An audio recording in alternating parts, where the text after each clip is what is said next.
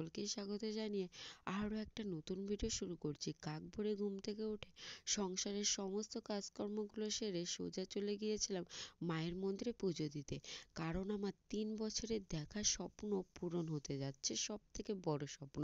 তাই তো ভালো কাজ করার আগেই মায়ের মন্দিরে যাব পুজো দেওয়ার জন্য। তাই তো সকাল সকালে ঘুম থেকে উঠে সংসারের কাজকর্মগুলো কিন্তু আমি গুছিয়ে নিচ্ছি।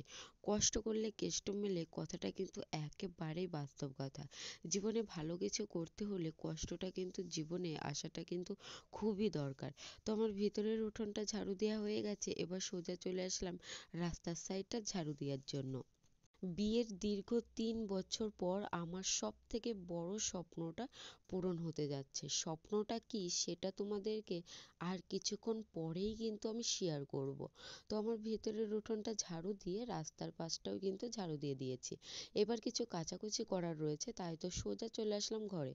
তো ঘরে এসে যে সমস্ত জিনিসগুলো কাচাকুচি করব, তো সমস্ত জিনিসগুলোই কিন্তু আমি বাইরে বের করে নেব। আমার জিনিস নোংরা হওয়ার থেকে বেশি নোংরা হয় আমার পরিবারের বাকি 3 জনের জামা প্যান্ট আর কি।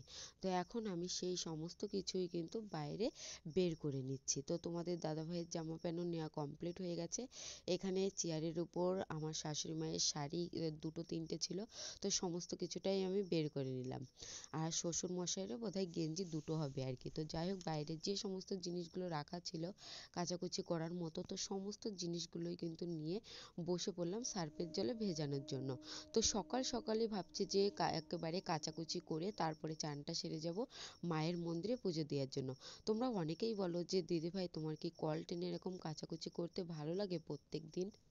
দেখো, প্রথমত কল টেনে এরকম কাচাকুচি করতে আমারও কিন্তু ভালো লাগে না, কিন্তু কিচ্ছু করার নেই। যেখানে যেরকম পরিবেশ সেই পরিস্থিতিতে কিন্তু সেরকমভাবে মানিয়ে নিতে হয়।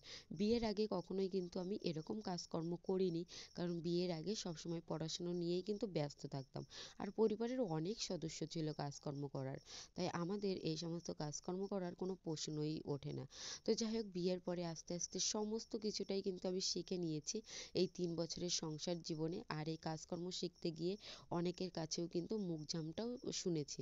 যেহেতু এটা হচ্ছে আমার একলার সংসার, তাই তো সংসারের কাজকর্মগুলো আমাকেই করতে হবে। আর কল টেনে আমি যতই কাজকর্ম করি না কেন, কষ্ট তো আমার অবশ্যই হয়, কিন্তু এখন আর আমার চেহারা দিয়ে কিন্তু প্রকাশ করি না।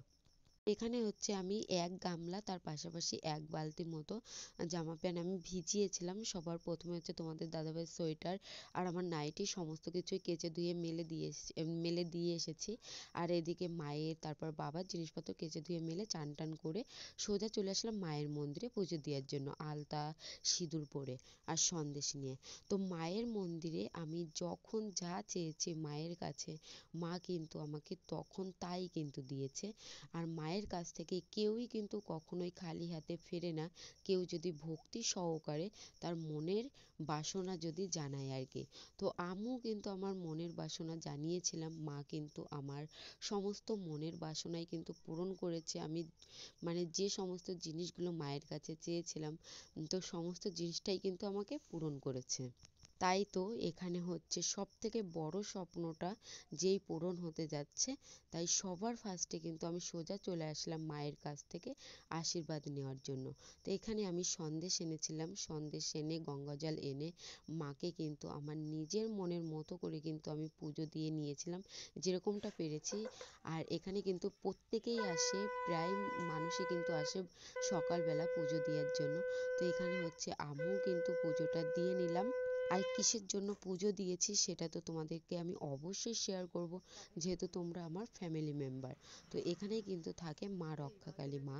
তো যাই হোক, এখানে মন্দিরে আমার পুজো দেওয়া কমপ্লিট হয়ে গেছে। তারপরে বাড়িতে এসে কিন্তু আমি ঠাকুর ঘরেও পুজো দিয়ে নিয়েছিলাম। আজকে আমি ঠাকুর ঘরে কিন্তু সন্দেশ দিয়েই পুজো দিয়েছি। তো যাই হোক, আজকে সকাল সকালে পুজোটা কিন্তু আমার কমপ্লিট হয়ে গেল।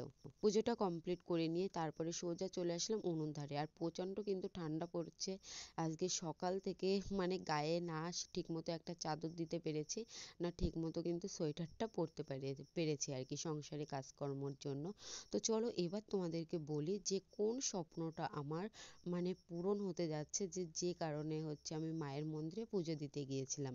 দেখো, প্রত্যেকটা মেয়েরই কিন্তু সব থেকে বড় একটা স্বপ্ন থাকে যে তার নিজের একটা সংসার হোক, যার নিজের একটা বাড়ি থাকুক, যে বাড়িটা সে তার মনের মতো করে সাজিয়ে গুছিয়ে কিন্তু রাখতে পারবে, সকলকে নিয়ে মিলে মিশে কিন্তু থাকতে পারবে। এরকম একটা স্বপ্ন আমারও কিন্তু ছিল। আমিও কিন্তু অনেক আশা ও অনেক ভরসা নিয়ে শ্বশুর বাড়িতে পা রেখেছিলাম। পরিবারের কারোর কথা না শুনে এই ছোট্ট কুঁড়ে ঘরটাতেই কিন্তু আমি এসেছিলাম। ভালোবাসার মানুষকে ভালোবেসে বিয়ে করেছিলাম বলে তাই তো এই কুঁড়ে ঘরে থাকাটাতেই কিন্তু আমি স্বাভাবিকভাবেই মেনে নিয়েছিলাম। তো আমারও কিন্তু একটা ইচ্ছা ছিল যে আমার একটা বাড়ি হোক। তো যাই হোক, ভগবানের অশেষ কৃপায় আর তোমাদের ভালোবাসায় সেই স্বপ্নটা শীঘ্রই কিন্তু পূরণ হতে যাচ্ছে। তাই বড় স্বপ্নটা পূরণ করার আগেই তো গিয়েছিলাম মায়ের কাছে পুজো দেওয়ার জন্য। তো এখানে আমি পুজো দিয়ে এসেছি আর তোমাদের দাদাভাই এখনো কিন্তু ঘুমিয়ে আছে, কারণ ওর শরীরটা সেরকম একটা ভালো নয়। শরীরটা ভালো আছে, মেন কথা ফোন সারতে গিয়ে ফোনের যে স্বর্ণা বলে সেই স্বর্ণা হাতের মধ্যে ঢুকে গেছে আর কি। তো যাই হোক, সেখানে আর একটা বড় কাহিনী, এই কাহিনী বললে শেষ হবে না।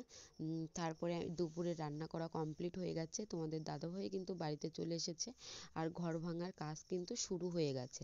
আগে চারপাশের টোটাল বারান্দাটাই কিন্তু ভাঙা হবে, ভেঙে ভিতের কাজ করা হবে, তারপরে গিয়ে কিন্তু সবার লাস্টে আমাদের এই বড় যে ঘরটাতে তো আমরা থাকি, মানে তোমাদের দাদাভাই আর আমি, সেই রুমটা কিন্তু ভাঙা হবে। সুখ দুঃখ নিয়ে এই ভাঙা ঘরটাতে কিন্তু আমি কাটিয়েছি আমার জীবনে 3টে বছর।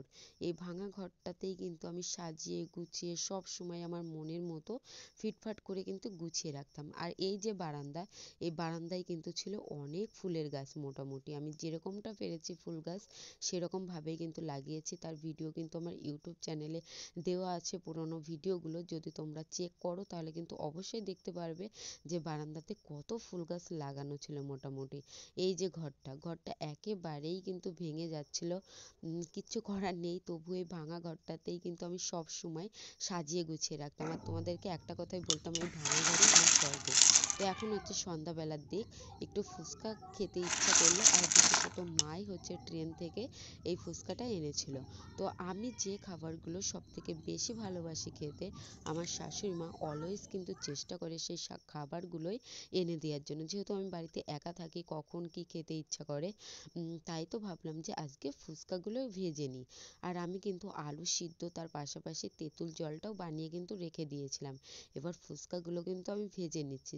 আটার ফুচকা যেরকম খেতে টেস্ট, এই সুজির ফুচকা কিন্তু সেরকম একটা টেস্ট নয়।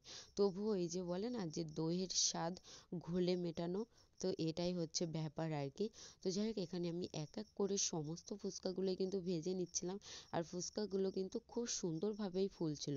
দুই একটা ফুচকা বাদে সমস্ত গুলোই কিন্তু ভীষণভাবে ফুলছিল আর দেখতেও কিন্তু আমার বেশ ভালো লাগছিল। তো যাই হোক, এখানে হচ্ছে আমার ফুচকা বানানো কমপ্লিট হয়ে গেছে। এই যে এখানে ফুচকা আমি বানিয়ে রেখে দিয়েছি।